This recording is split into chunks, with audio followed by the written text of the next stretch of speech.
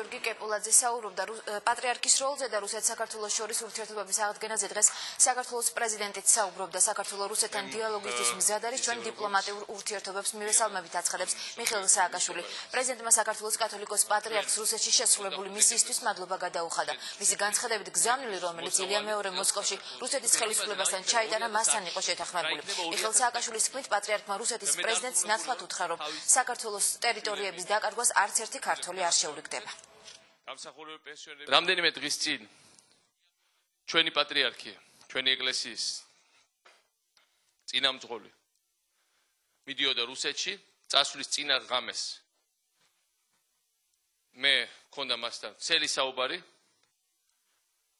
ჩვენ შევთანხმდით იმაზე, რა გზავნილი უნდა წაიღო მას რუსეთის პრეზიდენტთან შესახვედრად და მე მადლიერი ვარ იმისათვის, რომ ყველა ჩვენი ნაზრი მან სიტყვით გადასცა და თავისი აზრი მოახსენა იმ ქვეყანას, რომელსაც განახორციელა საქართველოს ტერიტორიის ძალიან მნიშვნელოვანი ნაწილის ოკუპაცია და აგრძელებს ამ ოკუპაციას. მისმა უწმინდესობამ ძალიან ნათლად უთხრა რუსეთის ხელმძღვანელობას, რომ არასდროს არც ერთი ქართველი არ შეურიგდება საქართველოს რეგიონების ოკუპაციას, საქართველოს მიწების მიტაცებას. მე ძალიან მადლიერი ვარ იმისათვის, რომ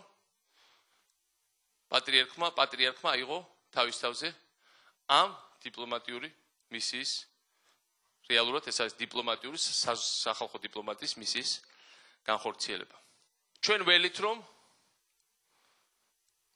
როდესღაც რუსეთი და იმედია ეს როდესღაც იქნება უფრო ადრე ვიდრე გვიან, დაიკავებს საღიაზრის პოზიციას და მიხვდება, რომ ის რაც არ გერგება, არ შეგერგება.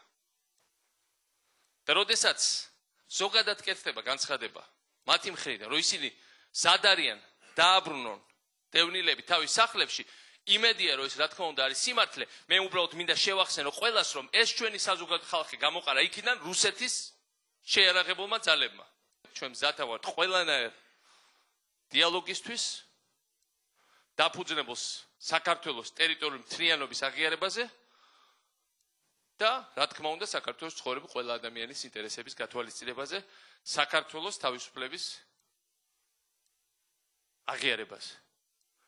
და ჩვენ უნდა გავაგრძელოთ ეს დიალოგი, ჩვენ უნდა გავაგრძელოთ დიალოგი ეკლესიებს შორის და მე მივესალმები თუ შემდგომშიც ეს დიალოგი ძალიან ინტენსიურად გაგრძელდება. ჩვენ მზად ვართ და ვამზადებთ ქართული კულტურის სეზონს პრეზიდენტის პატრონაჟით მოსკოვში და რუსეთის სხვა ქალაქებში. იმისაც, რომ შევახსენოთ რუსულ საზოგადოებას იმ დიდ კულტურულ კავშირებზე და იმ დიდ კულტურულ საგანძურზე, რომელიც გააჩნია საქართველოს.